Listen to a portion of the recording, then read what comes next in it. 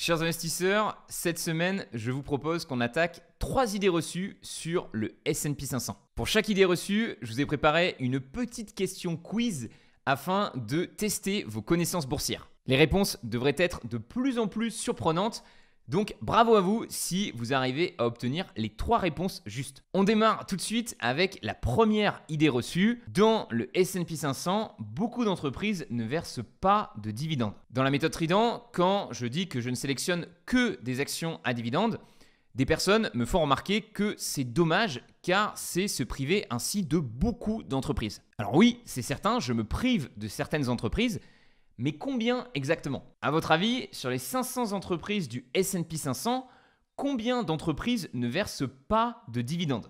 Est-ce que c'est 100, 200 ou 300 entreprises qui ne versent pas de dividendes dans le S&P 500? Je vous laisse un petit peu de temps pour réfléchir.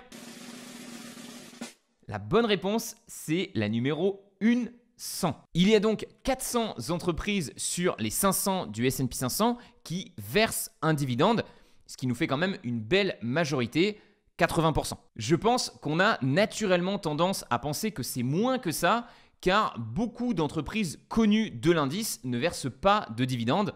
Amazon, Google, Tesla, etc. Pourtant, même quand on se concentre sur le haut du panier, la répartition reste la même. Sur les 82 mégacaps du S&P 500, les entreprises qui pèsent plus de 100 milliards de capitalisation, 69 versent un dividende, c'est 84%. En parlant de taille, passons à notre deuxième idée reçue. Le S&P 500, ce sont les 500 plus grandes entreprises américaines. C'est une phrase que j'utilise moi-même souvent, mais je réalise aujourd'hui que c'est un petit peu un raccourci. La plus petite entreprise du S&P 500 à l'heure actuelle, SolarEdge Technologies, a une capitalisation boursière de 4,4 milliards de dollars. À votre avis, combien d'entreprises américaines pèsent plus de 4,4 milliards de dollars en bourse et ne sont pourtant pas incluses dans le S&P 500?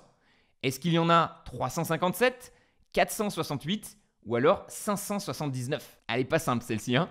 Je vous laisse un petit peu de temps pour réfléchir. La bonne réponse, c'est la numéro 2, 468. C'est assez fou de se dire qu'il y a presque un autre S&P 500 rempli de grandes entreprises américaines qui est complètement ignoré par les ETF. On a l'impression qu'un ETF du S&P 500 se contente d'acheter chaque mois les 500 plus grandes entreprises américaines sans se poser aucune question. Mais en fait, pas du tout. Pour qu'une entreprise puisse rentrer dans cet indice, elle doit d'abord être approuvée par un comité de gestion. Et ce comité va prendre en compte plein de facteurs différents.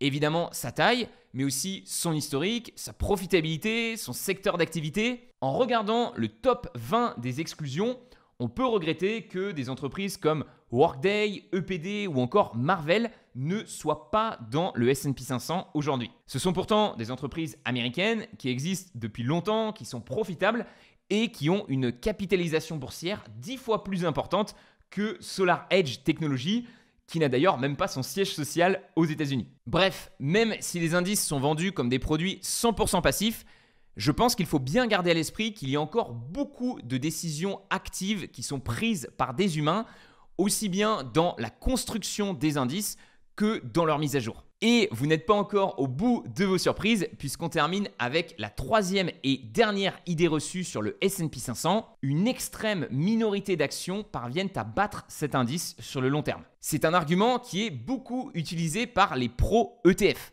Selon eux, trouver une action qui va battre le marché, c'est aussi dur que de trouver une aiguille dans une botte de foin. Donc autant acheter la botte de foin, les ETF, comme ça on est sûr d'avoir l'aiguille, l'extrême minorité d'actions qui va parvenir à surperformer l'indice. Alors clairement, on le sait, sur 10 ans, il y a beaucoup d'actions qui font moins bien que la moyenne du marché. Mais combien exactement? En sachant que le S&P 500 a fait 12% par an sur les 10 dernières années, à votre avis, dans l'indice actuel, combien d'actions ont battu le S&P 500 sur les 10 dernières années? 52, 10% de l'indice, 103, 20% de l'indice ou 204, 40% de l'indice. C'est bon? Vous avez choisi? C'est votre dernier mot, Jean-Pierre? La bonne réponse était la réponse numéro 3, 204. Il y a donc quand même 40% des entreprises actuelles du S&P 500 qui ont battu cet indice sur les 10 dernières années. 204 actions qui ont fait plus de 12% par an de performance. Et encore, il y a 34 entreprises qui sont cotées depuis moins de 10 ans dans l'indice actuel.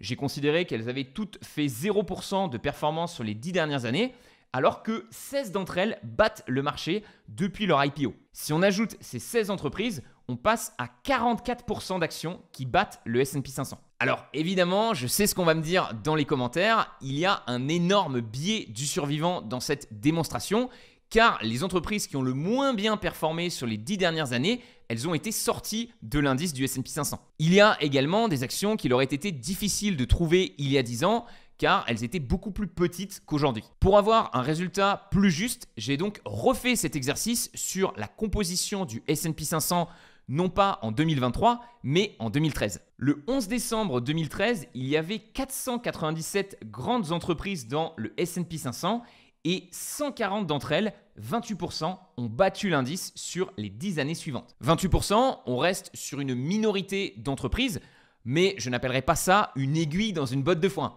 On est presque à une entreprise sur 3 qui bat le marché sur 10 ans. Il faut aussi se rappeler qu'on n'a pas besoin de faire un sans faute pour battre le marché. Si vous avez une entreprise qui fait par exemple 20% par an, vous pouvez vous permettre d'en avoir une autre qui ne fait que 6% par an et quand même en moyenne battre le marché. Bon, attention, je ne suis pas en train de dire que battre le marché pendant 10 ans, c'est quelque chose de facile. Simplement, en regardant ces statistiques, je pense qu'on peut se rendre compte que ce n'est pas un objectif aussi inatteignable que certaines personnes voudraient nous le faire croire. Il existe de nombreux gestionnaires de fonds qui ont battu le S&P 500 sur les 10 dernières années.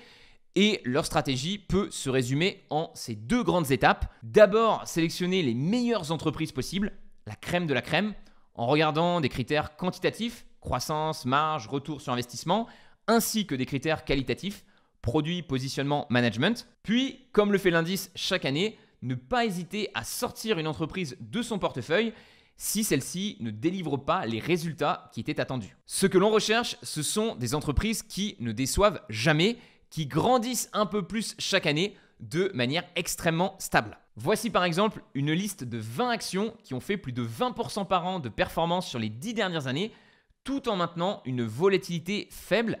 Il n'y a pas eu d'explosion spéculative à la hausse sur leur cours de bourse.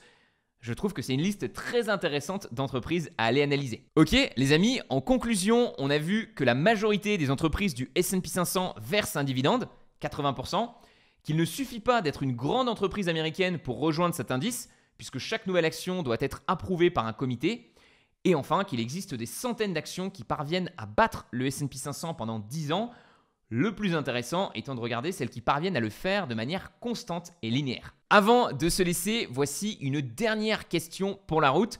Soyez attentifs, c'est le moment de marquer le point bonus qui va sauver le score final. Nous sommes le 18 décembre 2003 et vous souhaitez investir dans un ETF S&P 500 pour les 20 prochaines années, sauf que deux choix s'offrent à vous. L'ETF RSP, qui répartit son capital équitablement entre chacune des 500 positions de l'indice. Il va donc acheter un 500e de Microsoft, un 500e d'ExxonMobil, un 500e de Walmart, etc. Ou alors l'ETF SPI qui va pondérer chaque position en fonction de son market cap. Plus l'entreprise sera grande, plus elle sera capitalisée et plus l'ETF va en acheter. Ici, il achèterait par exemple 10% de Microsoft, 5% d'IBM et seulement 3% de PepsiCo. Alors, quel ETF choisissez-vous pour essayer d'obtenir la meilleure performance possible sur les 20 prochaines années entre 2003 et 2023, RSP ou SPI? Je vous laisse un petit peu de temps pour réfléchir.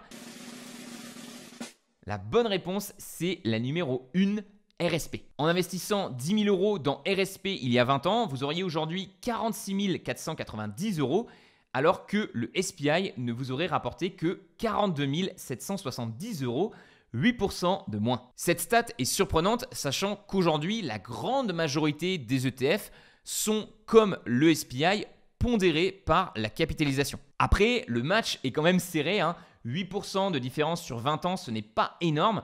Et sur les 10 dernières années, c'est même le SPI qui a surperformé le RSP. Cette dernière question n'était donc pas simple. Voilà, c'était Roman. J'espère que ce petit quiz sur le S&P 500 vous a plu. J'espère qu'il vous a appris des choses que vous ignoriez sur cet indice. N'hésitez pas à me dire en commentaire le score final que vous avez obtenu. Et moi, je donne rendez-vous dans une prochaine vidéo. Ciao!